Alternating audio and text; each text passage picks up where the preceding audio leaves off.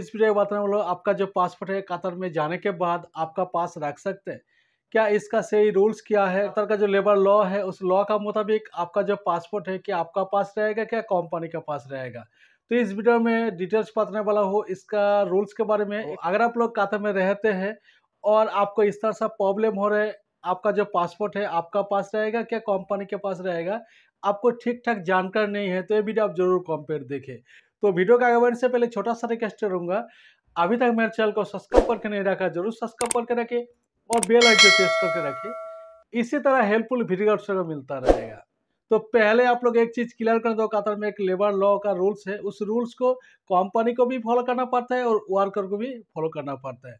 ये जो labour law है इस लॉ का मुताबिक आपका जो पासपोर्ट है क्या कंपनी के पास रहेगा क्या आपका पास रहेगा। अगर आपका पासपोर्ट है कंपनी के पास रहेगा तो किस तरह से आपको प्रॉब्लम होगा देखिए। अगर आपका पासपोर्ट कंपनी के पास रहेगा तो आप इमरजेंसी घर आने के लिए मुश्किल हो सकते हैं, क्या आप लोग छुट्टी में आने के लिए मुश्किल हो सकते हैं। मान लीजिए आपका घर में कुछ हो गया है, आपको इमरजेंसी घर आना है, तो उस टाइम में पासपोर्ट आपका पास नहीं रहेगा तो आपको घर आने के लिए प्रॉब्लम हो सकते हैं कि आप कैंसिल में आएंगे।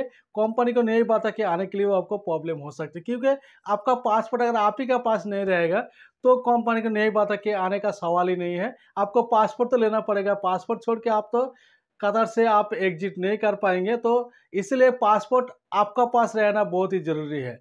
अगर आपका पास पासपोर्ट नहीं रहेगा तो आपको बहुत सारे प्रॉब्लम का सामना करना पड़ सकता है, क्योंकि कतर में भी आपको पासपोर्ट जरूरत होता है। कतर में जाने के बाद अगर आपको एक सिम लेना है तो भी आपको पासपोर्ट जरूरत पड़ेगा। तो आप लोग देख लेता हूँ कतर का जो लेबर लॉ का जो रूल्स है, कतर का जो लेबर लॉ है उस लॉ का मुताबिक आपका जो पासपोर्ट है कि किसका पास रहना चाहिए, आपका पास रहना चाहिए क्या कंपनी के पास रहना चाहिए। देखिए कतर का जो लेबर लॉ है उस लॉ का मुताबिक आपका जो पासपोर्ट है आप ही का पास रहना चाहिए। लेबर लॉ में साफ साफ लिखा है जिसका पासपोर्ट है उसी का पास रहेगा। अगर आप किसी भी कंपनी में काम करने के लिए गया है तो उसे कंपनी का लॉकर भी रहना चाहिए।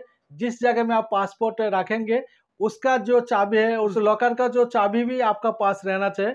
तो एक लॉकर रहना चाहिए, लेकिन बहुत सारे कंपनी में इस तरह से लॉकर नहीं रहता है तो पासपोर्ट आपका जिम्मेदारी से रखना पड़ता है। इसलिए बहुत सारे भाई ये इस तरह से करता है, पासपोर्ट खुद का पास नहीं रखता है, कंपनी का पास जमा कर देता है। इस तरह से बहुत सारे वर्कर बहुत सारे भाई करते हैं। एक्चुअली जो रूल्स है जो लेबर लॉ है उस लॉ का मुताबिक जिसका पासपोर्ट है उसी का पास रहना चाहिए, उसी का पास से रखना चाहिए। लेकिन बहुत सारे ऐसा भी घाटिया भी कंपनी है जिस कंपनी में अभी भी बहुत सारे भाई का पासपोर्ट रख देता है, तो बहुत सारे कंपनी में पासपोर्ट कंपनी जमा करके रखता है।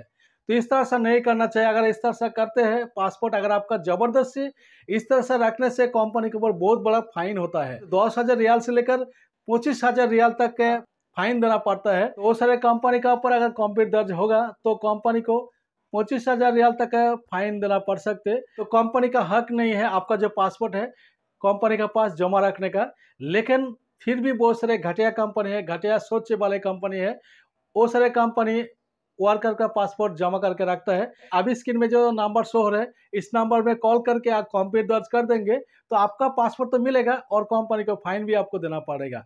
तो पासपोर्ट रखने का जो सही रूल्स क्या है, आपका जो पासपोर्ट है किसका पास रहेगा, कंपनी के पास रहेगा क्या वर्कर का पास रहेगा, पूरा डिटेल्स आपको जानकारी मिल गया है।